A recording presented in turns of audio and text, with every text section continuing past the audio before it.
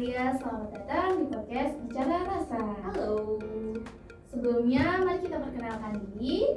Di sini bersama aku, Aida Septianisyara, dan teman aku, Nuha Takia. Halo Nuha, Aida. Hai. Kita bahas apa nih?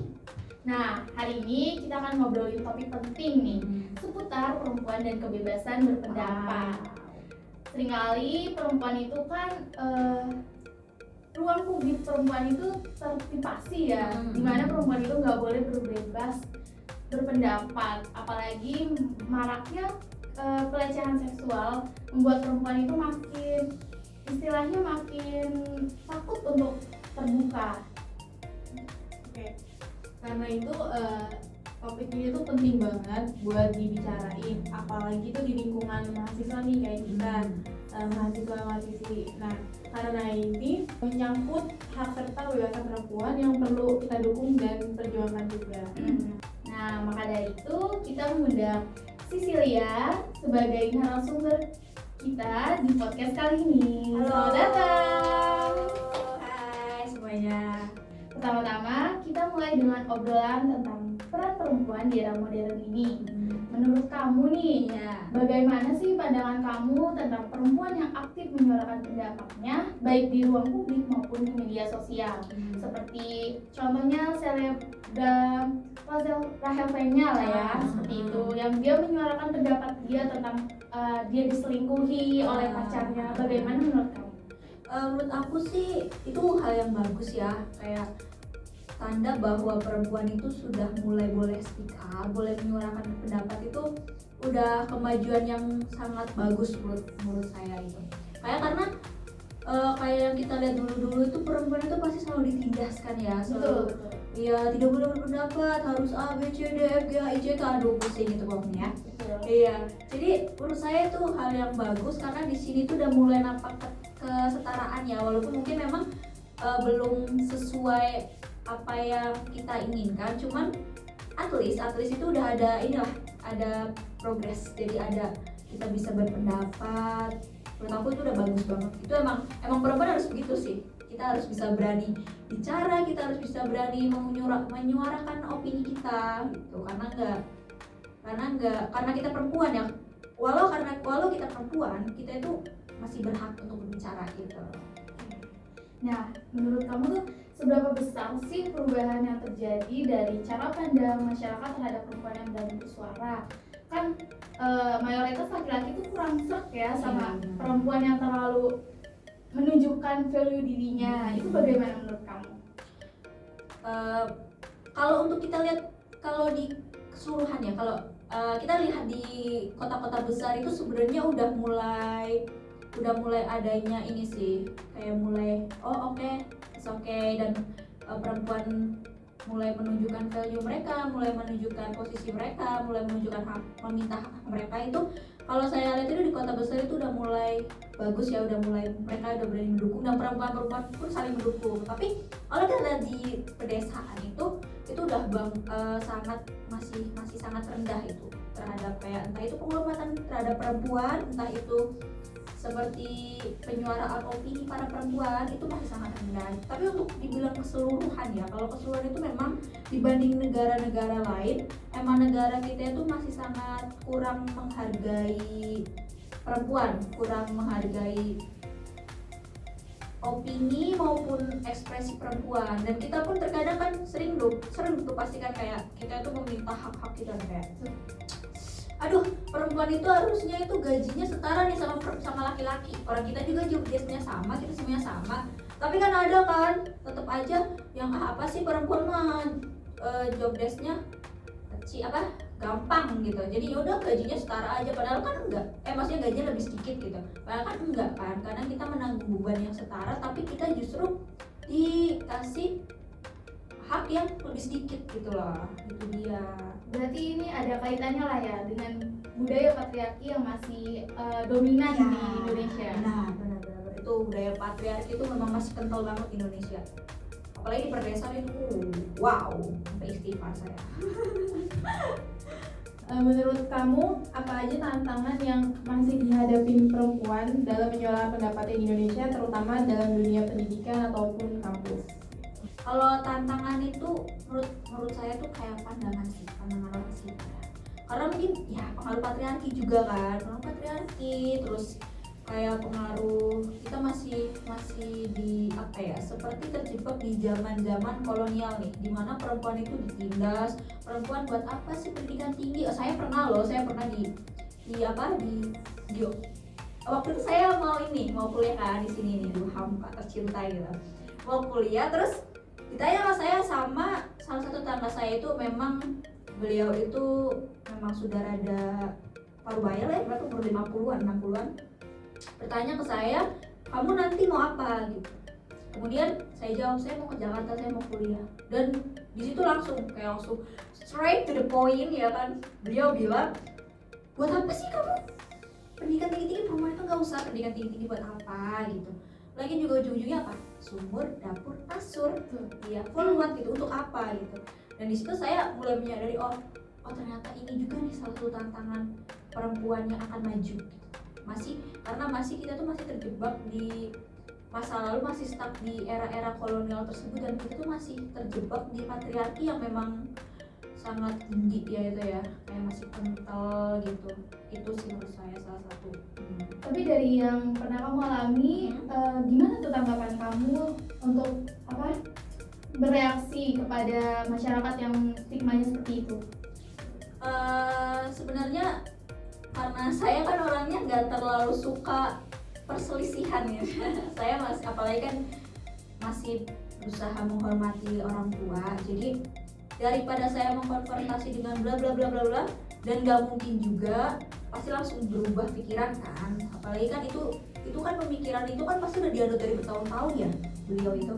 Jadi saya cuma senyum dan saya cuma bilang, itu pilihan hidup saya ibu, terserah saya mau jadi apa gitu.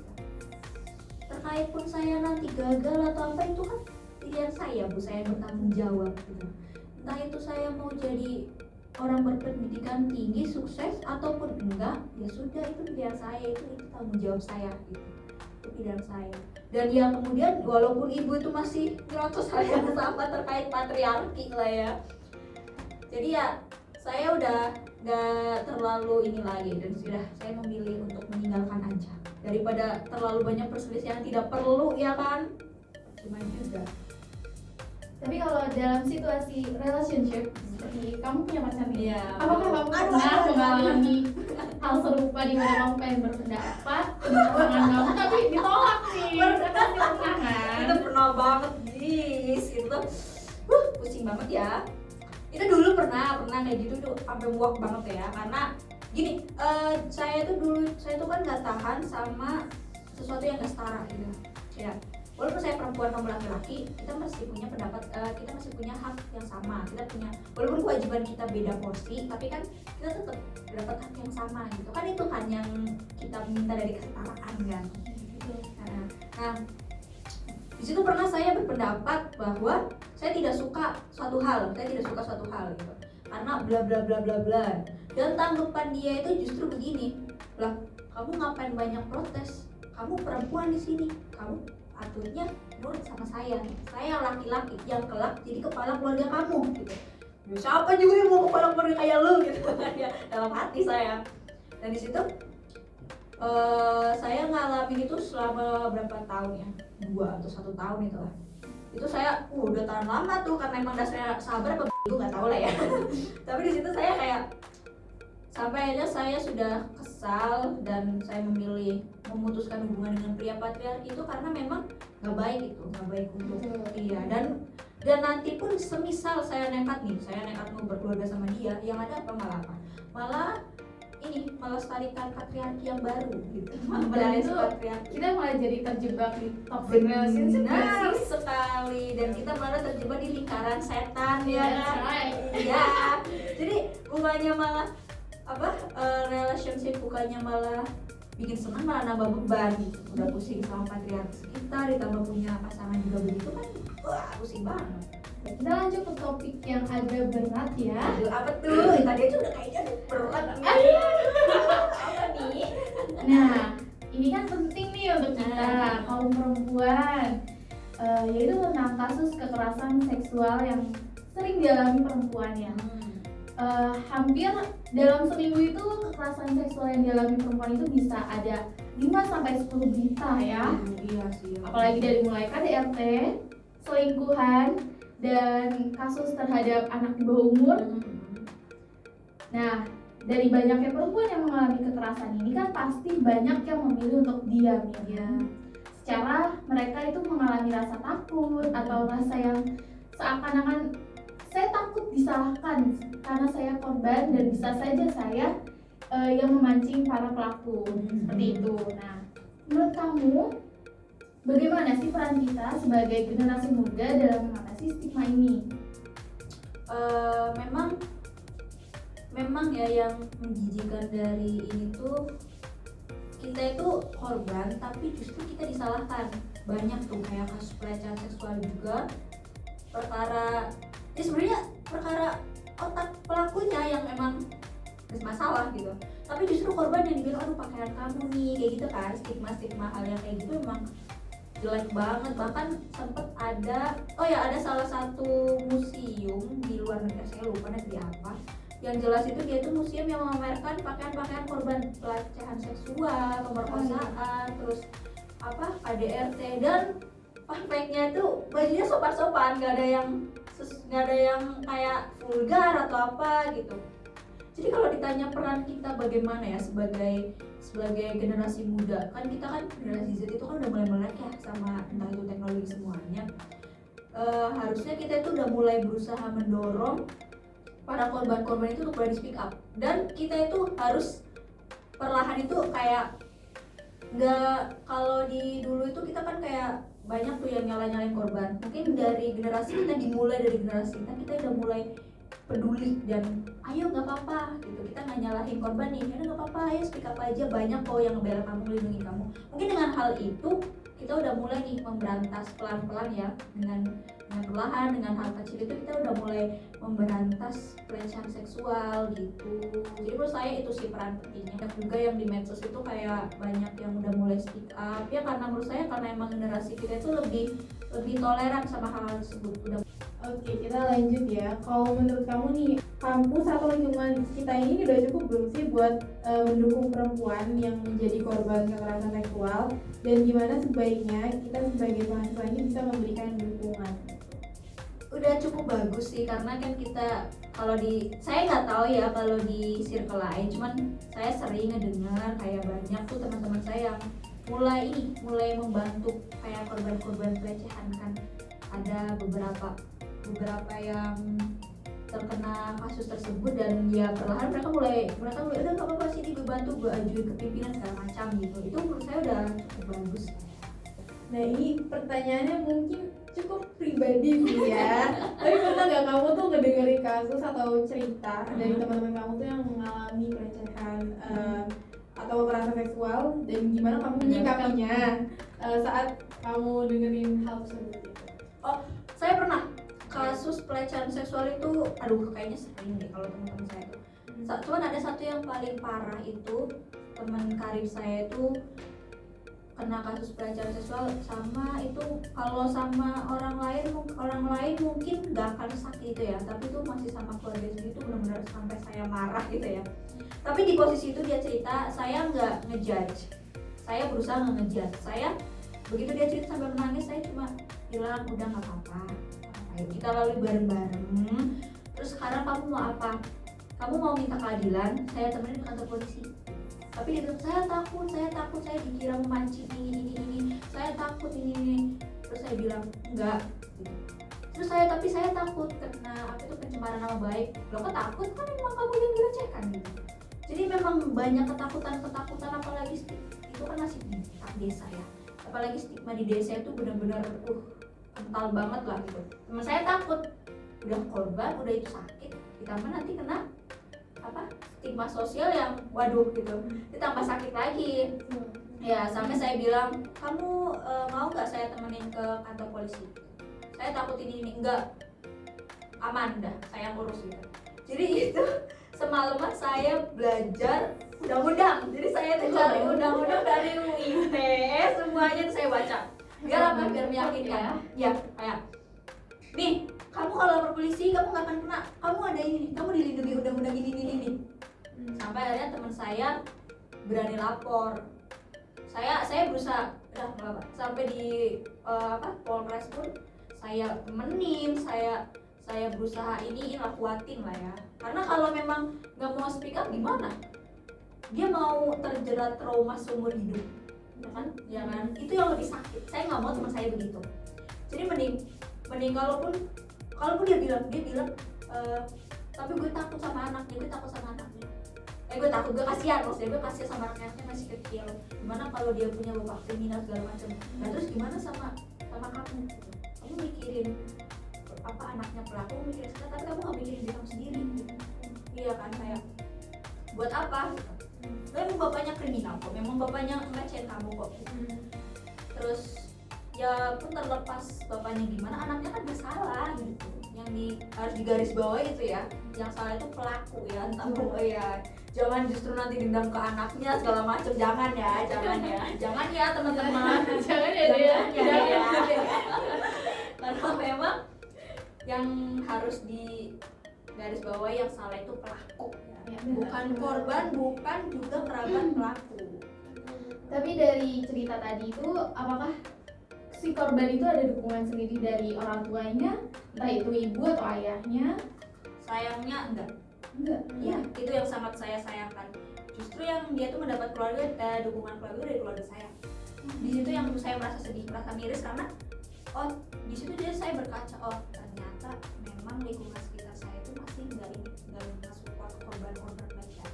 Berarti memang pada dasarnya belum melek lah ya terhadap kasus tersebut. Itu saya sampai itu dikumpulin keluarga besar ya waktu itu tuh sampai teman saya itu meminta perlindungan dari ibu saya, sampai kan rumahnya depan rumah saya tuh, sampai manggil ibu saya. Jadi di situ satu-satunya yang bela dia itu ibu saya doang. Kan pastinya itu saya lagi di sini, jadi saya nggak bisa ikut bela tuh pas perkumpulan itu ya, keluarga saya itu. Jadi di situ memang cuma ibaratnya itu ibu sama teman saya itu versi pribadi tuh. Itu benar-benar di situ teman saya nggak bisa ngomong ya, gimana ya orang berhadapan sama pelakunya juga, gimana kita langsung nge-freeze. Sementara orang tuanya malah kamu juga begini, kamu juga begini.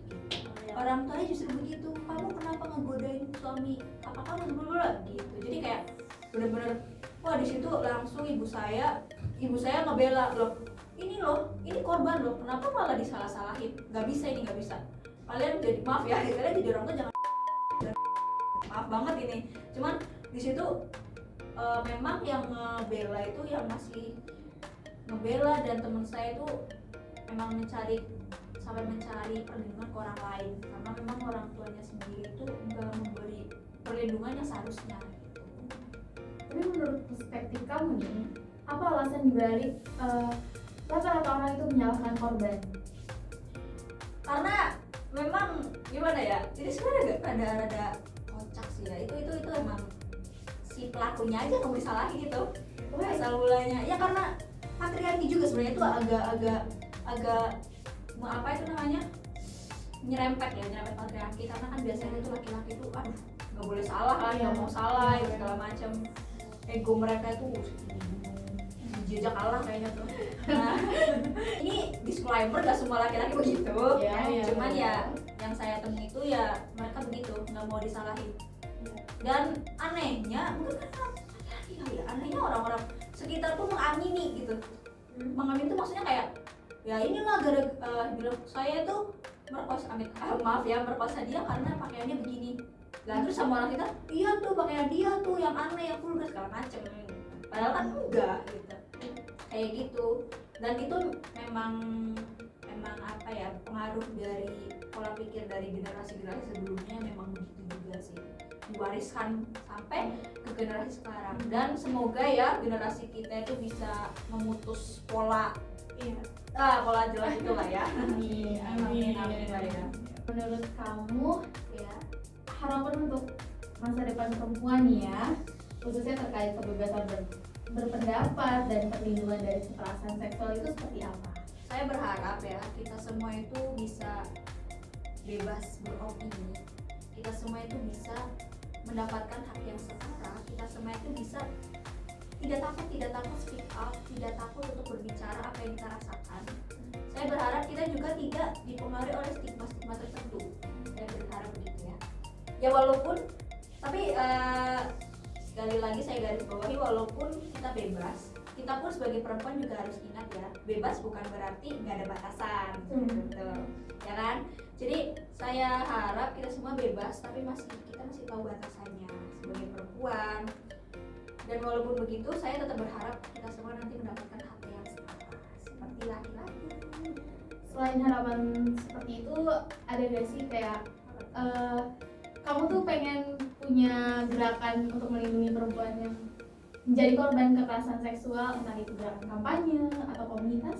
Ya aku pengen bikin komunitas sih, pengen kayak komunitas yang dimana perempuan itu bisa speak up, bisa saling menyembuhkan gitu. Karena ya kalau kita berharap sama masyarakat atau sama laki-laki yang di era sekarang itu kayak agak-agak susah gitu Bang. Susah banget gitu ya. Berat gitu. Jadi saya berharap itu kita itu bisa saling sharing di komunitas itu, saling berusaha menyembuhkan satu sama lain gitu. Karena kalau bukan perempuan siapa lagi kan? Hanya kan kalau kita itu hanya sesama perempuan, jadi lebih mengerti gitu. Karena pada dasarnya perempuan akan melahirkan generasi berikutnya. Iya benar, makanya jaga baik-baik perempuan. Perempuan adalah hidup dari generasi. Apa sih pesan kamu nih buat perempuan di luar sana yang masih merasa takut untuk menyuarakan pendapatnya? Karena kan tadi ya ada patriarki, kemudian ketakutan karena menjadi korban dan lain sebagainya. Dari kamu sendiri tuh gimana pesan? Untuk perempuan di luar sana, jangan takut untuk speak up, untuk bicara trauma kalian. Karena kalau kalian tidak bicara, tidak memberitahu orang lain, itu nggak akan bisa sembuh, nggak akan bisa selesai. Entah itu trauma kalian, entah itu masalah kalian. Coba bicara. Kalaupun kalian tidak bisa bicara personal seperti ini, seperti kita nih, kalian bisa mungkin lewat media sosial, pakai akun anonim, ya kan? Kita punya banyak cara kok. Walaupun kita nggak pakai personal seperti ini, mungkin kalian terlalu takut atau tidak ada yang bisa kalian percaya, kalian bisa pakai anonimus ya, akun anonim. Terus ada juga tuh di X itu ada banyak apa itu? Manifest ya? Oh gitu. Iya, manifest itu. Bapak jangan takut kok, pasti ada yang cool, karena banyak perempuan di luar sana yang kita itu ngedukung dan mungkin merasakan hal yang sama. Jangan takut. Nah, terlebih dari pesan kamu tadi ini, menurut kamu penting nggak perempuan untuk menyimpan kayak seperti nomor Komnas Perempuan atau orang-orang terdekat yang sekiranya dapat dihubungi dan merasa aman untuk kita tuh meminta perlindungan? Itu harus banget, itu karena penting banget. Jujur aja ya, kita itu nggak hidup di negara yang kita tuh aman dari hal-hal pelecehan seksual atau sebagainya. Kita bukan di negara yang maju kayak yang di Jerman segala macam, yang mereka itu udah aman, perempuan itu terlindungi enggak. Jadi memang harus melakukan hal tersebut, atau biar lebih aman lagi itu misal naik Gojek, kita share ke teman kita gitu kan, gue di sini gini gitu. Itu memang penting banget. Terus dihafalin tuh nomor-nomor apa itu, Komnas ya? Iya, Komnas, terus nomor-nomor polisi kalau perlu kayak semuanya gitu, simpan untuk safety. Siapa gitu? Kayak saya semuanya dihafal gitu. Karena kan jamin amin, cuma kan ya kita nggak tahu yang namanya hal-hal sial kayak gitu yang ada di kalender soalnya. Tapi nih ya, berdasarkan pengalaman aku nih ya, aku pernah tuh di satu kejadian di dalam transportasi umum yang notabene sudah ada promos apa dan nomor-nomor yang dapat dihubungi gitu. Ketika ada perempuan yang mengalami pelecehan seksual, sama sekali tidak ada seperti pelindungan dari entah itu dari entah itu dari masyarakat yang menggunakan transportasi umum itu ataupun dari pramusaka itu. Nah itu gimana tuh menurut kamu tuh sikap yang mereka lihatkan gitu kepada si korban? Itu kayaknya perlu ada pelatihan lagi deh untuk untuk apa tuh staff yang apa itu yang di transportasi itu yang kamu bilang tadi. Ya transportasi Iya umum. iya itu. Dan mungkin perlu meningkatkan kesadaran masyarakat juga, itu penting banget sih, biar soalnya terkadang ada loh kayak masyarakat yang mereka notice nih, ada yang notice, ada yang begitu, tapi mereka cuek, ya bukan urusan gua gitu. Ada juga yang menegur tapi takut gitu. Sebenarnya kalau kita lihat begitu mungkin kita harus lebih latihan ya, karena latihan kita itu harus bisa defend diri sendiri gitu. Karena memang kalau mengharapkan masyarakat yang lain itu nggak semuanya sesuai apa yang kita harapkan gitu ya. Jadi menurut saya kita memang perlu meningkatkan kesadaran masyarakat ya terkait hal-hal tersebut, apalagi transportasi umum ya. Tapi sekali lagi kita nggak bisa mengharapin hal itu juga, apalagi kan tadi udah disebutin kan kita bukan negara yang ini ya. Iya, jadi Negara kita hukumnya aja tuh betul ya. kita ikut-ikutan. Jadi menurut saya kita harus berlatih menjaga diri sendiri ya. Minimal lu teriakin lah depan mukanya kayak woi gitu, apa lah gitu lah. Ya minimal kita harus bisa menjaga diri sendiri. Walaupun tahu pas kejadian itu pasti kan nge-freeze ya. Betul, kayak kayak tiba-tiba nggak bisa mikir gitu, ngeblank gitu. Tapi tetap kita harus latihan, tetap nggak bisa, walaupun nge-freeze harus dilawan tuh. Gimana nih tanggapannya dari Nuha? Apakah ada pertanyaan lagi Iya nih. untuk narasumber yang menarik ini? Iya. Kalau dari aku ya, mungkin nambahin aja sih sebenarnya. Apakah perlu kita kayak menguasai apa ya, bela diri gitu mungkin, atau ada tips gitu biar kitanya nggak takut buat bener-bener. Kadang kan gini ya, ada yang bener-bener nggak bisa ngapa-ngapain gitu kan, jadi gimana gitu loh. Iya, Nge-freeze gitu. Kejadian-kejadian ini kan juga umum ya, sebenarnya banyak juga yang nggak ngelaporin. Sebenarnya itu kan kayak berita tadi itu cuman separuhnya doang, kayak sedikit dari yang banyak kejadian gitu. Itu menurut kamu sendiri gimana? Kayak tips biar nggak takut gitu ya. Takutnya Tuh, tuh gimana? aduh, kalau aku sendiri jujur ya, kalau saya sendiri tuh sebenarnya kalau misalnya tadi dulu bela diri dulu ya, bela diri. Kalau bela diri sebenarnya itu perlu ya, tapi kalaupun enggak itu kita harus udah ready, kayak di tas itu udah ready apa itu bisa ya macam Karena yang bahaya ya bu. bubuk merica, iya bubuk merica, iya itu buat Itu jadi itu. iya itu ya, mungkin itu bisa. Cuman sekali lagi kalau saya itu misalnya nge-freeze gitu, nge-freeze ya. Saya sebenarnya jujur udah pernah ngalamin sih, cuman saya kan hanya sampai se-ekstrim itu paling di foto-foto doang gitu. Itu harus berani negur, kayak walaupun nge-freeze tapi kita harus beraniin kayak aduh, karena sebenarnya pelaku kayak gitu kalau udah kita tegur itu mereka malah takut tau, malah minggir karena mereka sebenarnya pecundang. Iya, mereka tuh kayak loser. Jadi karena kalau kita udah berani woi gitu, ngapain lo gitu, itu mereka pasti takut. Mereka pasti takut, bener. Itu kalau langsung aja nih pas apa ini orang ininya, mereka pasti takut. Sebenarnya iya sih memang nge-freeze sih, kayak aduh takut banget nih ini. Tapi sebenarnya kalau kita udah ngelawan, mereka yang takut. Karena mereka tuh loser, mereka tuh gak berani. Mereka itu kayak ya ibaratnya berani pas rame doang, diem doang, kayak gitu kan. Pokoknya diem juga kan. Iya itu diem juga. Gak berani. Kamu bisa kalau bingung. Iya kan? Iya. Iya, makanya ya udah tegur aja udah langsung, ngapain lah gitu. Lu ngapain, lu enggak tahu gua, lu enggak gua gitu. Udah mereka pasti enggak akan berani habis itu. Mereka pasti oh enggak aku kayak gitu. Emang udah diinget-inget aja. Sebenarnya mereka itu penakut. Jadi kita jangan sampai kalah takut. Jadi masa kita takut juga. Masa kita takut sama penakut sih? Iya. Aneh banget ya. Masa kita takut sama orang penakut, kita takut sama pecundang kan kayak gitu kan. Udah apa gas aja udah. aja berarti. Iya. Kalau misal kekerasan seksualnya ini di ranah media sosial, Nah, gimana tuh kita menyikapinya itu? Wah itu sebenarnya kita kan sebenarnya udah dilindungi juga kan sama undang-undang tuh apa itu ITE ya. Sebenarnya kalau mau dilaporin bisa kok. Kita merasa dilecehin kita laporin kita kirim aja buktinya ke itu apa polisi pasti kan bisa itu dijerat kasus ya. Balik lagi ke kita mau gimana, kita mau nyikapinya gimana, apakah mau balas pelecehan nggak ada yang jangan salah itu salah ya entah itu mau kalau merasa dilecehkan di medsos itu ya bisa kalau misalnya kalian merasa tidak terima bisa tuh diajuin ke polisi ke hukum bisa.